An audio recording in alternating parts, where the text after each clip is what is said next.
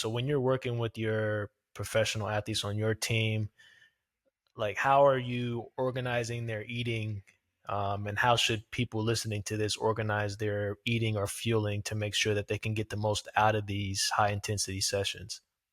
Yeah, timing's big, and then I would say that's probably the optimal thing. So timing and what you're taking on. So with these high intensity sessions, you are predominantly burning glycogen, as we mentioned, and then that is sugar. That is carbs and sugar. So it's kind of on a simple realm of that is what you need to be getting in. And then as far as from there, it's just when you're getting that in.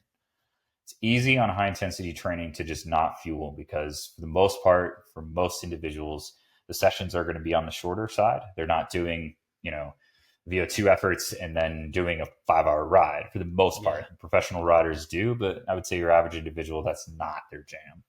So instead, it's really common for me to see athletes that just do their high intensity training.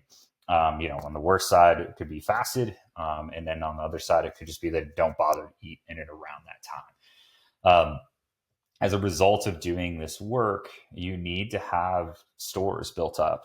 So you need to have that glycogen ready to go and ready to burn. And it is fast burning fuel. That is why it pairs with that system.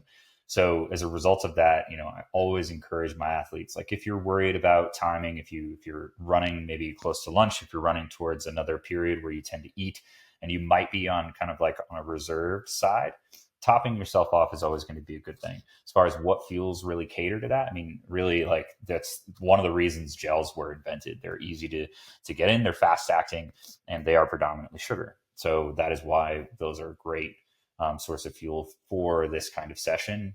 Work well for races, also work well for training. If you're not a big gel fan, honestly, you could go down really anything that gets that into your system. So a lot of the stuff on the market now that is sports based is going to be just fine. Could be a sport drink. It could be a like chews or gummies of some sort. And you could always go like the old fashioned realm. I think like when I was racing, I had a director once hand me like a roll of cookies. Like it doesn't need to be anything like crazy, like fancy, but the purpose is to find just fast acting nutrients that hits the right source, which is again primarily that sugar content that you're really going to need.